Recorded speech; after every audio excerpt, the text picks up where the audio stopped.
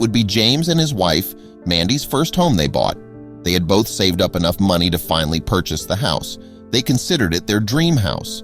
It was spacious and had a back garden for their future kids. But they would soon discover that their dream house was the stuff nightmares are made of. James and Mandy Fisher were married for 5 years when they finally bought their dream home. They decided to settle in Pittsburgh, Pennsylvania with their dog, Scout. It took a long time to finally find something they were both happy with. But when they saw the house from the inside, Mandy couldn't contain her excitement. But the happiness would soon turn into sadness for the couple. When they stepped into the front door, they were met with something unusual. They couldn't believe how much space they had. It was 2 floors, and on the second floor were all the bedrooms. On the ground floor were the kitchen, living room, and home office. Then she noticed something strange. There was a floor hatch in the kitchen. She hadn't noticed it before when the realtor took them on a tour of the house. She showed James, and they made a plan to try and open it to see what was beneath the kitchen floor. Mandy could see that this was an old house. It was well kept, but still needed some touch-ups here and there. Some of the floorboards needed to be sanded down and revarnished. Although Mandy loved the old Victorian look of the house, she knew it needed some work, especially when she saw what was behind the antique cupboard. She moved it slightly with ease as it was clearly empty. She pushed just a little bit more and there it was, a door. There was a locked door behind the cupboard. Why was the cupboard pushed against this door? It was something she hadn't seen before. Over the next few weeks, Mandy tried looking for the key to the mysterious door in the kitchen. She even looked in the drawers of the antique cupboard but found nothing. They had already moved in and minor renovations they had planned were put on hold because of the cold weather. It was then that the nightmares would begin. James had switched on the heating system to warm up their room for the night. They settled in and Mandy took out her book to read a few chapters. It was then that they both sat up as a smell wafted into their bedroom. It was a rotten smell, and it was so bad that they ran out of the room. The next day, James knew he had a big task ahead of him. It seemed like the smell was coming every time he switched on the heating system. He felt like he wanted to tear down everything to see what was causing it. It was time to check all the vents. All the rooms had it, so it was just a matter of unscrewing them all and checking what was inside. James realized that it could be something that he wasn't able to do on his own. This job needed the help of a professional. They decided it would be best to call in help. Just as James was closing the last vent in the home office, he saw something gleaming inside. He reached out and grabbed it. It was a key. It was the door behind the antique cupboard in the kitchen. Finally, they were able to open it and see what was inside. When they unlocked the door, something terrifying awaited them. It was dark in the basement, and they couldn't find a light switch, so they took a flashlight to light their way. They slowly descended the stairs until all they could see were dust particles dancing in the light of the flashlight.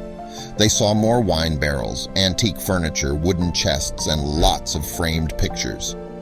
All of the chests were empty, and Mandy wondered what the old lady had kept inside them. When they hadn't found anything of interest down in the basement, Mandy remembered the other mystery she had found in their kitchen, the floor hatch. They thought that maybe the key would be hidden in the basement. After all, the vents had the key to the basement, so it felt like a scavenger hunt. James searched everywhere until he saw something shining in the darkness. They broke the lock and lifted the heavy hatch. There were strange jars which looked like they had preserved foods inside. They also found a box inside, and when they opened it, they would be amazed by what they would find. They were surprised that the hatch was so small. It seemed like it was just for storage purposes. The box contained old recipes. It seemed like something old Victorian kitchens might have. It was probably used as a pantry once. There was something else that didn't look that remarkable until James decided to pick it up. There was also a rolled-up parchment, and when James unrolled it, he was amazed to find that he was looking at the original blueprints of the house. It was dated 1887. James couldn't believe what they had just found. They packed everything back in the box and lifted it out of the hatch. It was getting late, and they still had so many things to do. Mandy reassured her husband that they would worry about it in the morning. For now, they finished dinner and went to bed. But neither of them could sleep easy in the strange house when their minds were on what was going on. The morning broke, and the two woke up, but neither felt like they had gotten quality sleep. The couple really regretted buying the house in this state. But when James saw the distressing look on his wife's face, He decided to try and cheer her up the best way he knew how. They decided to relax in the living room. James lit the fireplace and it warmed the whole room up. Then they brought out the box they found in the floor hatch. They looked at the old blueprints and compared them with the one the realtor gave to them. There were noticeable differences. And then the dog scout started barking uncontrollably again. Was he warning them of imminent danger? The couple knew they had to figure things out before they went to bed again. Scout was barking at the same corner of the living room. James decided to have a look at what he was barking at. James felt like he was losing his mind. He lifted the carpet, and there it was, another vent. But this was very strange because this vent was not on the new blueprint, but it was on the old one. James and Mandy were getting worried. James remembered the key he had found in the last vent. Maybe this one held similar secrets. James collapsed into his wife's arms. He reluctantly conceded and called professionals, but they would only arrive the next morning. The prospect of spending another night in the house without figuring out what was going on scared them both. That night, Mandy woke up again. To her horror, her husband was out of bed again. She knew exactly where he was. He was looking into the vent like a lunatic. Mandy slowly approached him and coaxed him back to bed. She knew things had to end now. The next morning, James called in professionals immediately. They needed to check if there wasn't anything in the vent as he couldn't open it. It might be an infestation or a dead rodent inside. They came in 30 minutes, equipped with everything needed to pry open the vent. When they eventually managed to open it, they made a gruesome discovery that made their blood run cold. They found various jars with putrid liquids in them, and most disturbingly, several animal carcasses and bones. James and Mandy were uneasy.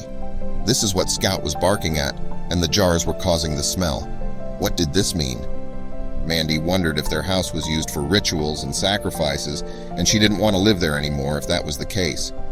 Then the maintenance man then told them it wasn't as unusual as they thought. He told them that he and his team found these all the time in the old Victorian houses. It was Pennsylvania's tradition of ritual healing known as powwow. He said they used animal carcasses to combine elements of religion and belief with health and healing. It seems the old lady who lived here needed healing, but James and Mandy decided that it was best to remove the jars and carcasses so that the smell could disappear and they can continue to live normal lives so that Scout can be at ease.